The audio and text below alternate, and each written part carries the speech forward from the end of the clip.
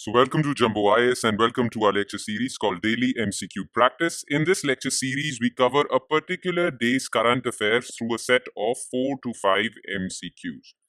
Now today we are going to be covering the current affairs of 13 September 2024 and we are going to be covering them through a set of 4 MCQs. Now, the purpose of this lecture series is twofold, as I mentioned this at the beginning of every lecture of mine. The purpose is twofold. Number one, you get to revise your current affairs because you would have covered them by now, okay? Either through reading the newspaper or following our daily news in shorts lecture series. So you must have covered them, but now is the time to revise them. Okay, revision is important if you want to consolidate your current affairs. And what better way to consolidate your current affairs through MCQ practice? And here we come to the second purpose of this lecture series, to give you the much needed MCQ practice. Because MCQ practice is important if you want to clear stage 1 of your civil services examination called preliminary examination, prelims. For any examination, whether it's UPSC or state civil services examination, prelims is very important. You cannot clear prelims without the much needed MCQ practice.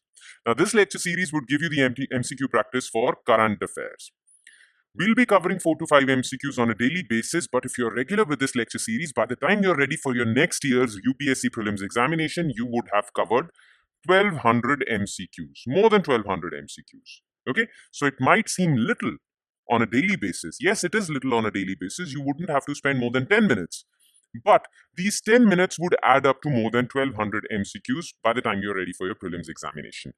So I need not tell you the importance of this lecture series. Make this lecture series a part of your daily routine. All right? Okay, enough of the introduction. Let's straight away jump to question number 1. Consider the following statements regarding the great Sanchi Stupa. Sanchi Stupa was commissioned in 1st century CE by Emperor Kanishka of Kushan dynasty. The practice of building stupa is of pre-Buddhist origin. The ancient site of Sanchi Stupa was discovered by Alexander Cunningham. Okay. Now, look, Sanchi Stupa is one of the greatest, the biggest monument of Buddhist history, okay, found in India. Now, Sanchi Stupa was first built by Emperor Ashok, not Kanishka, Emperor Ashok of the Mauryan dynasty, right? And he commissioned this monument in 3rd century BC, okay, 400 years before the date mentioned over here. So this statement is false. The practice of building stupa is of pre-Buddhist origin. So the practice of building semi-circular or semi-hemispherical mounds on burial areas is of pre-Buddhist origin. So Buddhists actually borrowed this ancient Indian tradition of burying someone and constructing a mound over it. Okay, so yes, this part is correct. Now, the ancient site of Sanchi Stupa was discovered by Henry Taylor, a British officer, East India Company officer, in 1818. It was excavated properly by Alexander Cunningham and it was fully restored with the help of Begums of Bhopal by Wheeler. Okay, so the ancient site was discovered by Alexander Cunningham. No, he excavated it. So this part is also false. Only one is correct. Question number 2. Which of the following statements regarding Polaris Dawn mission are correct? It is a joint space mission between NASA and Elon Musk's SpaceX. According to some, this mission is violating Article 6 of the Outer Space Treaty. Outer Space Treaty entered into force in October 1967 and it regulates the activities of space agencies in the outer space. Okay, so Polaris Dawn mission is basically a private space mission. Okay, it has no involvement of the government-sponsored space agency. So NASA is not involved. Yes, Elon Musk's SpaceX is involved and another billionaire is involved in this mission. But NASA is not involved. Okay, it's not government sanctioned.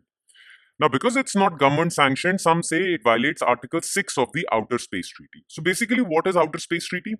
Outer Space Treaty is a treaty which binds different countries or the space agencies of different countries over rules and regulations of functioning in outer space. So this treaty has various rules and regulations and all the signatories, all the space agencies have to follow these rules. Okay.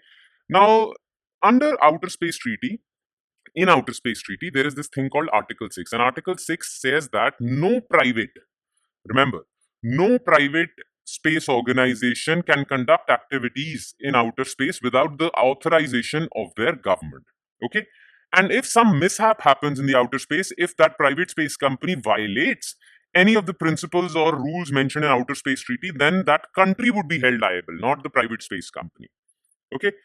Now, many people say that this Polaris Dawn mission did not take sanction or authorization from NASA, and hence it violates Article 6 of the Outer Space Treaty. So this is correct. Outer Space Treaty was signed during the Cold War era in October 1967. This is also correct. So 2 and 3 are correct. All right. Question number 3. Consider the following statements regarding diammonium phosphate, DAP. It is used as a fertilizer mostly for crops grown during Rabi season. Nano DP is in liquid form and is more cost effective than granular DAP. Both Nano DAP and Nano Urea were launched by Indian Farmers Fertilizers Cooperative Limited, IFCO. Okay. Now look, Rabi season is about to come. Rabi season is a farm season that is from October to next year's March. Okay, especially in North India. And during Rabi season, various crops are grown, like wheat is grown, potatoes are grown, and other horticultural crops are grown. Now, farmers growing these crops require a particular form of fertilizer called diammonium phosphate. Now, the conventional form of diammonium phosphate is found in granular form or powder form. Okay, but it's quite expensive, and India has to import a lot of DAP from outside. To solve this problem, IFCO, Indian Farmers Fertilizers Cooperative Limited, in 2023 launched Nano DAP. Now, Nano DAP is in liquid form and it's cheaper, and you have to use less amount of this to solve your problems, DAP shortage problems.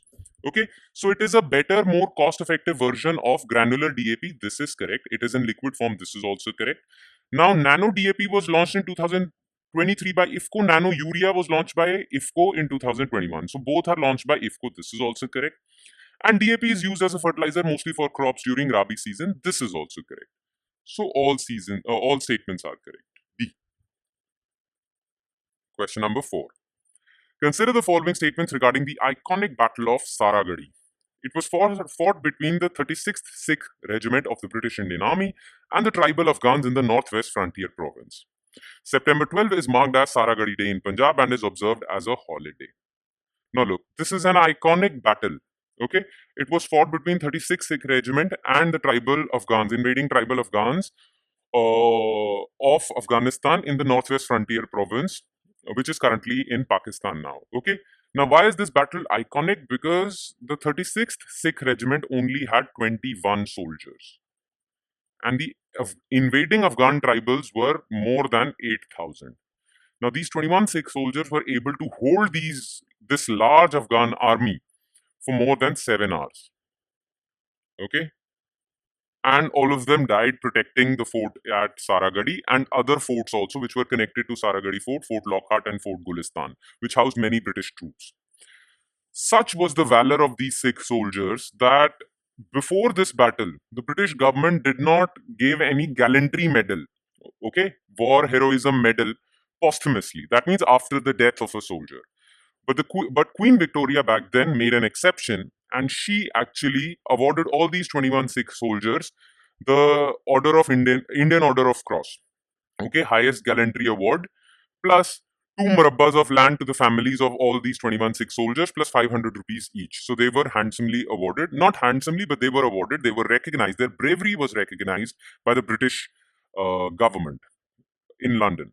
Okay, and Gurdwaras were also commissioned for their bravery for them in Amritsar and Firozpur. So they were fondly remembered. Okay, now this battle took place in 1897 on 12th September, and therefore 12th September is marked as Saragadi Day in Punjab and is observed as a holiday to mark the bravery of these 21 men. So both these statements are correct, both 1 and 2. The answer is C. And with that, we conclude today's session. Thank you so much for watching, everyone. And I hope it added value to your preparation. In fact, I'm sure that it added value to your preparation. But it would add more value if you are consistent and regular with this lecture series. So on that hope, I'll be signing off, and we'll see you next time with next day's current affairs through MCQs. By the way, before signing off, let me tell you that if you want to actually download the detailed notes for this lecture, okay, proper questions and their detailed written solutions in a PDF file, you can go to our Telegram channel. The link to our Telegram channel is provided in the comment section below. So click on that link, go to our Telegram channel and download this PDF which has detailed solutions. Okay. Now I'll be signing off. Thank you so much, everyone.